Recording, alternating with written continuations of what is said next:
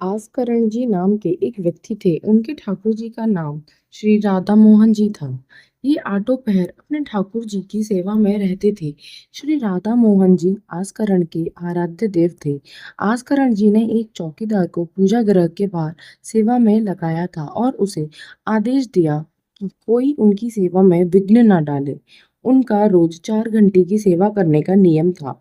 दिल्ली का बादशाह किसी कारण से आस्करण जी के राज्य में आया और कहने लगा कि मुझे तुरंत आस्करण से मिलना है। बादशाह को बताया गया कि अभी वे अ, भगवान की सेवा में होंगे और उनका आदेश है कि अभी उनकी सेवा में कोई रुकावट ना डाले।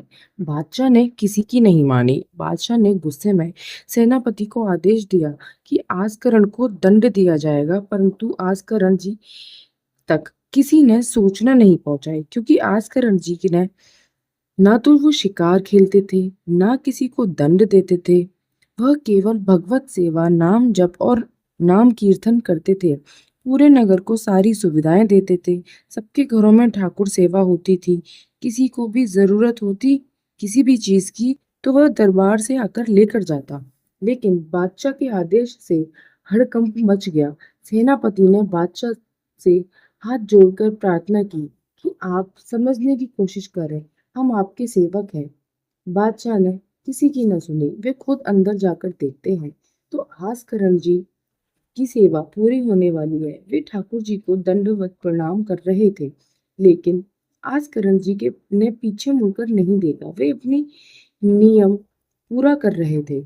यह देखकर बादशाह को गुस्सा आया और आस्करण जी की एड़ी काट दी। जब सेवा पूरी हुई और मुड़कर खड़े हुए, उन्होंने आस्करण जी ने बादशाह को प्रणाम किया और बादशाह सोचने लगा कि ये तो मुझसे अपराध हो गया कि एक भक्त के साथ मैंने ऐसा व्यवहार किया। आस्करण जी का पैर खून से लथपथ हो रहा था। बादशाह आस्करण जी की धैर्यशीलता को देखकर और उनके अपने भगवान के लिए निष्ठा देखकर बादशाह रीझ गया। वो बहुत खुश हुआ और बोला कि आज मेरे नेत्र सफल हो गए कि मैंने ऐसा भक्त देखा।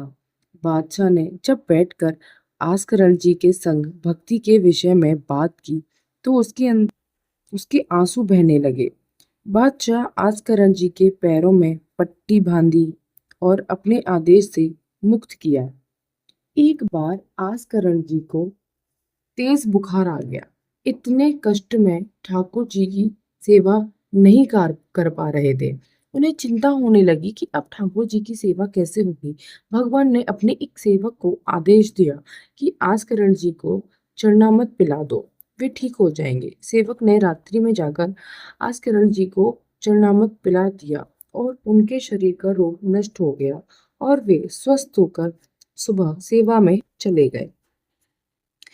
एक बार की बात है, विपक्षी राजा ने आस्करण जी के राज्य पर आक्रमण कर दिया और आस्करण जी परेशान हो गए। उन्होंने हाथ जोड़कर प्रभु से कहा कि प्रभु, हमसे मार काट नहीं होगी, हमसे युद्ध नहीं होगा, मैं तो बस आपकी सेवा कर सकता हूँ।